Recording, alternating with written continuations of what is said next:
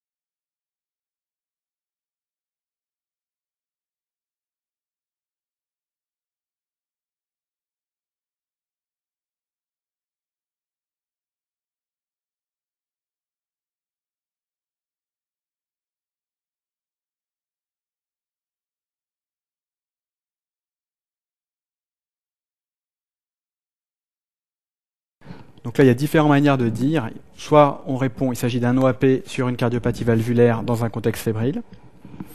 L'autre manière qui est un peu plus élégante et que je préfère, c'est de dire qu'il s'agit d'une décompensation cardiaque gauche, puisqu'il y a des signes d'insuffisance cardiaque gauche exclusivement avec des crépitants bilatéraux, avec OAP, d'une cardiopathie valvulaire, donc décompensation d'une cardiopathie chronique qui a priori est stable.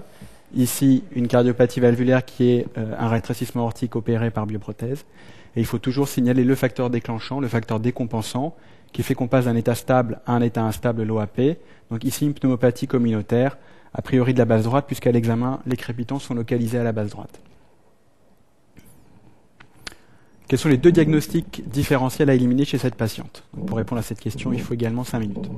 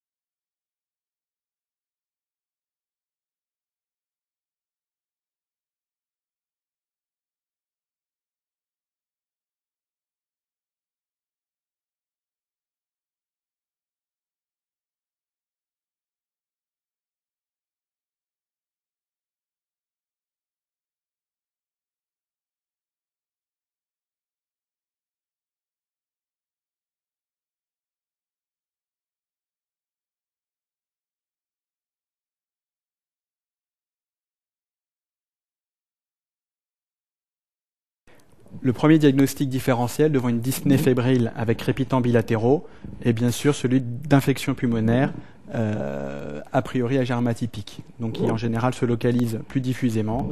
Donc là, il peut s'agir de chlamydia, mycoplasme ou encore une légionellose avec atteinte pulmonaire. Le diagnostic différentiel de l'OAP, les crépitants sont bilatéraux, donc on est gêné. Chez notre patiente, ils sont quand même un peu plus localisés à la base droite, mais c'est vrai qu'à ce stade du dossier, on ne peut pas vraiment faire la différence. Il faudra faire d'autres examens, ce qu'on va voir juste après. L'autre diagnostic différentiel chez cette patiente, en dehors du fait que ce soit un OAP fébrile, c'est l'endocardite aortique. Tout patient porteur d'une maladie valvulaire, ça doit être un réflexe pour vous. Dès que vous voyez ça dans un énoncé, vous pensez endocardite tout de suite, ou prévention de l'endocardite si ce n'est pas le cas. Donc ici, il faut éliminer une endocardite sur bioprothèse aortique. Compliqué d'insuffisance cardiaque, c'est également le deuxième diagnostic différentiel à éliminer. Question suivante, quels examens complémentaires vous seront utiles? Donc là, il faut un peu plus longtemps, environ 10 minutes pour bien répondre à cette question.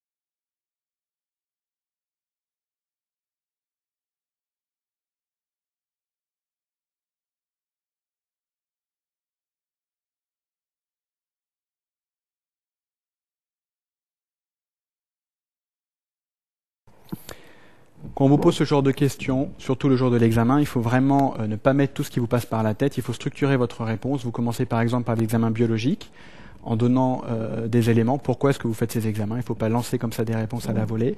Ensuite, des examens non biologiques, par exemple radiologiques. Puis vous pouvez mettre à part les examens bactériologiques, ce qui serait pas mal pour cette patiente. Donc on commence par les examens biologiques. Donc ce qui est standard, mais qui est également très important, donc c'est le ionogramme sanguin. Il faut rechercher une insuffisance rénale, il faut rechercher une hypokaliémie, une hyponatrémie, qui sont des signes de, on va dire, de mauvais pronostic dans le cadre de l'insuffisance cardiaque. Toujours doser la fonction rénale, ce qui pourra aussi vous servir avant de débuter une antibiothérapie pour adapter vos doses. Autre chose importante, doser les enzymes cardiaques et surtout la troponine. On dit que la coronarographie était normale il y a 5 ans, ça ne veut pas dire que les coronaires de la patiente sont toujours saines. Dès que vous avez une décompensation cardiaque d'une cardiopathie sous-jacente, même si là le contexte infectieux est assez évident, il faut éliminer une décompensation due à un problème ischémique, un infarctus du myocarde, un syndrome coronaire aigu sans sus-décalage du ST par exemple. Donc on peut doser au moins une fois la troponine. Sachez tout de même qu'une faible élévation de la troponine dans un contexte septique est possible sans pour autant qu'il y ait de maladie coronaire. Le bilan hépatique complet, un bilan de dissémination de l'infection, un bilan de dissémination de l'insuffisance cardiaque. Il peut y avoir dans les grandes insuffisances cardiaques en bas débit une altération du bilan hépatique. Ensuite, il faut doser les marqueurs de l'inflammation. Le plus important, c'est la CRP. Donc on l'a tout de suite. Et il faudra ensuite surveiller cette CRP si elle est très élevée en la dosant, pas tous les jours, environ tous les 2 jours. Pour certains, on peut doser la vitesse de sédimentation, le fibrinogène. Chez cette patiente, il va falloir envisager un traitement anticoagulant, préventif a priori, puisqu'elle sera hospitalisée. Donc c'est pas mal d'avoir avant un bilan d'hémostase, et on ne sait jamais ce qui peut se passer. Ensuite, il faut doser les plaquettes et la numération formule sanguine. Les plaquettes, c'est obligatoire avant la mise sous anticoagulant. La numération formule sanguine va vous permettre de rechercher une anémie chez un patient porteur de bioprothèse, va vous permettre de rechercher également une hyperleucocytose dans le contexte infectieux. Autre élément très important qui peut valoir 0 s'il est oublié, c'est la réalisation des gaz du sang. Toute dyspnée aiguë, toute dyspnée doit faire l'objet de gaz du sang, puisque même si les patients vont apparemment bien cliniquement, il faut rechercher des signes de gravité biologique sur les gaz du sang, en particulier une acidose lactique. Autre marqueur très important qu'il faudra doser chez cette patiente, c'est le brain natriurétique peptide, mieux connu sous le nom de BNP. Donc ça, c'est un nouveau marqueur qu'on dose maintenant en routine dans presque tous les services de cardiologie et aux urgences. Un marqueur spécifique, assez spécifique de l'insuffisance cardiaque aiguë. Plus le cœur est distendu, plus les pressions de remplissage sont élevées, plus ce marqueur va être élevé dans le sang. Il est synthétisé en réponse à la distension cardiaque. C'est un marqueur qui est un faible diurétique, faible vasodilatateur, donc il a une efficacité qui est mauvaise. Il est synthétisé pour rien, mais en tout cas, nous, ça nous sert. Lorsqu'on sait qu'il est élevé dans le sang, on est à peu près sûr du diagnostic d'insuffisance cardiaque. Il peut également être élevé dans les grandes distensions du ventricule droit, l'embolie pulmonaire massive par exemple. Mais si par exemple, chez cette patiente, vous avez un BNP très bas, on ira plus vers le diagnostic de pneumopathie bilatérale sans insuffisance cardiaque que vers celui de pneumopathie de la base droite compliquée d'insuffisance cardiaque. Logique. Donc d'abord, devant toute dyspnée, une radiothorax, si possible face et profil, si l'état du patient le permet. Ça va vous permettre de voir la taille du cœur, voir s'il y a un syndrome interstitiel, des signes radiologiques qu'on va faire d'un OAP, on va les revoir tout à l'heure, et voir s'il s'agit simplement d'une infection localisée à un lobe, dans le cadre d'une pneumonie systématisée par exemple. L'autre examen qui est également très important, c'est l'électrocardiogramme. Ça va vous permettre de rechercher une mauvaise tolérance de l'OAP, par exemple une tachycardie. Ça va vous permettre de rechercher un autre facteur déclenchant, par exemple un passage en arythmie supraventriculaire ou autre chose. L'échographie cardiaque transthoracique chez cette patiente est extrêmement important. Pourquoi? Puisqu'elle est porteuse d'une cardiopathie valvulaire, elle a une bioprothèse en position arctique, donc il faudra rechercher systématiquement des signes d'atteinte infectieuse de cette valve. Donc ça peut se faire par l'échographie cardiaque transthoracique, mais surtout par l'échographie transœsophagienne, qu'il faudra faire au moindre doute, puisque l'endocardite est encore plus grave que la pneumopathie et que l'OAP. Donc chez cette patiente, il faudra faire les deux lors de l'hospitalisation. La dernière partie de la réponse, les examens bactériologiques. Donc, une dyspnée fébrile avec expectoration. Si on peut avoir des prélèvements bronchiques, c'est le mieux. Un examen cytobactériologique des crachats peut suffire. C'est pas très efficace, mais il faudra quand même le faire. Chez quelqu'un qui a une bonne tolérance de la dyspnée, chez qui voulait vraiment un prélèvement parce qu'il y a par exemple une mauvaise réponse à l'antibiothérapie, on pourra faire d'autres examens, des prélèvements pulmonaires par voie fibroscopique par exemple.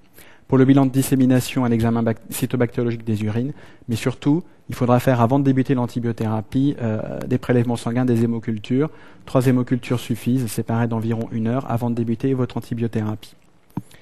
Ici, vous avez une radio de thorax de face typique d'un œdème aigu pulmonaire. On ne distingue pas très bien la taille du cœur, mais a priori, il s'étend de là à là, donc plus de la moitié du médiastin, donc il y a une cardiomégalie.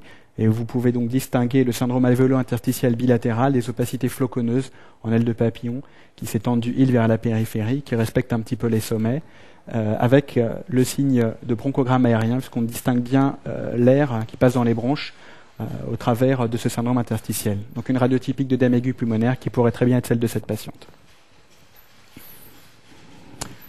Quatrième question, quelle est votre prise en charge? Donc là c'est un petit peu long puisqu'il y aura plusieurs choses à dire, donc environ un quart d'heure.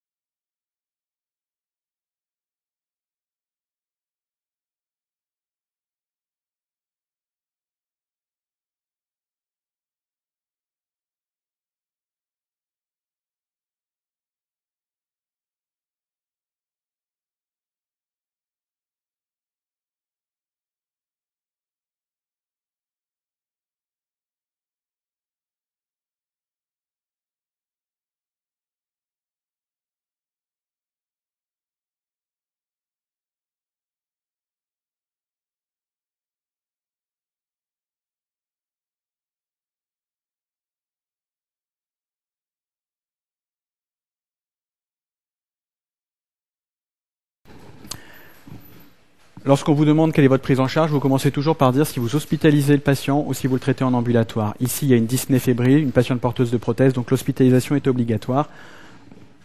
Aux soins intensifs de cardiologie, même si l'état n'est pas tout à fait précaire, au moins pour les 24 premières heures. L'hospitalisation est en urgence, la patiente n'a pas le temps de rentrer chez elle pour chercher des affaires, vous la prenez tout de suite en hospitalisation.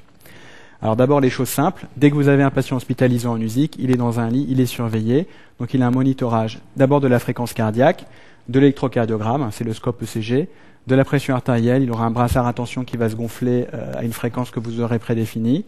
Il faut surveiller la saturation en air ambiant, les patients ont tous un saturomètre droit en permanence. Et puis surtout, dans le contexte d'insuffisance cardiaque, il faut surveiller la diurèse quotidiennement et la perte de poids par le patient. Lorsque vous l'aurez diurétiqué, il va perdre du poids forcément. Ensuite, les choses simples en ce qui concerne le traitement de son insuffisance cardiaque, il y a de l'eau dans les poumons, vous vous souvenez de la radio qu'on vient de voir, donc il ne supporte pas le décubitus. Il faut qu'il soit en position semi-assise. Ensuite, il faut diminuer les apports hydriques et les apports sodés puisqu'il y a une surcharge hydrosodée importante. Donc la restriction hydrique, c'est environ 500 cc par 24 heures le premier jour. Ensuite, vous l'adapterez à la natrémie. Il faut donc une restriction sodée, absence de sel dans l'alimentation et dans les voies d'abord durant les premiers jours d'hospitalisation. Ensuite, le traitement de l'œdème aigu pulmonaire. Ensuite, on parlera de l'autre partie du traitement, qui est la partie probablement la plus importante, le traitement du facteur déclenchant qu'il ne faudra pas oublier. Donc d'abord, le traitement va se faire par voie intraveineuse, donc il vous faut des voies veineuses périphériques, une voire deux. La première chose, l'oxygénothérapie. Donc pour traiter l'œdème aigu pulmonaire, il faut bien sûr des médicaments diurétiques, mais surtout de l'oxygène. On sait maintenant que ce qui est recommandé chez tous les patients qui ont l'œdème pulmonaire, c'est de la ventilation non invasive, de la CPAP au lit. Donc pour ça, il faut un respirateur, il faut une bonne coopération du patient. Si le patient ne supporte pas cette technique et s'il est bien conscient, on peut se contenter d'oxygène à la lunette, au masque ou par une sonde nasale. Si le patient présente le moindre trouble de la conscience, là il faudra une ventilation mécanique, pour ça il faudra une intubation, une sédation, et là par contre on risque d'avoir des complications de la réanimation. Après l'oxygénothérapie, le reste du traitement, donc à base de diurétiques intraveineux. Les diurétiques les plus efficaces dans l'œdème aigu pulmonaire sont les diurétiques de Lens, donc on pourra faire en intraveineux avec un relais Péros rapide. La dose, vous pouvez donner par exemple 60 mg de l'Azilix, le furosémide, donc c'est le diurétique de Lens qu'on utilise en routine. L'autre qu'on pourrait utiliser, c'est le Burinex, bumétamide, qui se donne à la dose de 1 mg, qui est équivalent à 40 mg de l'Azilix. Là, ne vous lancez pas dans des doses, par exemple 60 mg x 3, 40 mg x 3. Vous donnez une dose de départ, et puis ensuite vous adaptez votre dose à la diurèse. C'est très important. Les autres diurétiques n'ont pas leur place dans le traitement de l'insuffisance cardiaque aiguë. Ce qui est également très important, dès que vous avez un patient sous diurétique, c'est les apports potassiques. Parce que le diurétique de Lens comme le Lazilix font uriner de l'eau, du sel, mais aussi beaucoup de potassium. Donc il faudra compenser par litre de diurèse la perte supposée de potassium. Donc vous donnez du potassium dans la voie d'abord, par exemple 2 grammes de KCl pour 500 cc d'apport, ou du potassium Péros, par exemple du Diffuca, 2 gélules 3 fois par jour. Au traitement de l'insuffisance cardiaque aiguë, les dérivés nitrés, à visée vasodilatatrice, veineuse surtout, qui vont permettre de diminuer les pressions de remplissage, de faciliter l'éjection cardiaque. Donc ces médicaments sont très efficaces, surtout lorsqu'il s'agit d'œdème pulmonaire sur poussée hypertensive. Souvent les patients ont une HTA réactionnelle à l'insuffisance cardiaque. Dès que vous avez une tension basse, ou si les dérivés nitrés font trop baisser la tension, il faudra les interrompre. Autre volet du traitement, et pas le moins important, le traitement du facteur déclenchant, ici la pneumopathie. Il s'agit d'une pneumopathie communautaire, donc juste après les prélèvements, on pourra débuter une antibiothérapie, en général une monothérapie, active sur les germes communautaires, donc a priori les coccigram+, les bacilgram-, pneumocoque, Haemophilus influenzae. Sans rentrer dans les détails, ni rentrer dans les posologies par exemple, l'immunothérapie pourra suffire. En cas d'échec, il faudra voir en fonction de l'antibiogramme comment adapter votre traitement. Lorsque vous avez un problème d'infection pulmonaire, il faudra ne pas oublier la kinésithérapie respiratoire. Tout à l'heure, j'avais insisté sur l'anticoagulation. Un des premiers facteurs décompensants des cardiopathies stables, c'est le passage en arythmie. Ici, c'est pas le cas. Donc l'anticoagulation n'a pas besoin d'être efficace. Elle est simplement préventive, par exemple par héparine de bas poids moléculaire, en une injection par jour. Ici, donc, vous avez toutes les mesures, prévention d'ulcères de stress, laxatifs, anxiolytiques, il manque aussi les somnifères. Tous les patients en réanimation sont stressés, sont fatigués, risquent de décompenser des ulcères sous-jacents. Donc pensez aussi à ces petites mesures qui pourront bien les aider. Alors, je vous ai mis en pièces jointes des diapos concernant les prothèses cardiaques. Donc ici, vous avez les prothèses de première génération et les valves à billes, par exemple la valve de Starr, qu'on voit bien là. Donc il s'agissait d'une prothèse avec une grosse bille qui bougeait dans une cage en acier en fonction du cycle cardiaque. donc très efficaces, qui tiennent des années et des années. On a encore des patients qui ont ces prothèses plus de 25 ans après.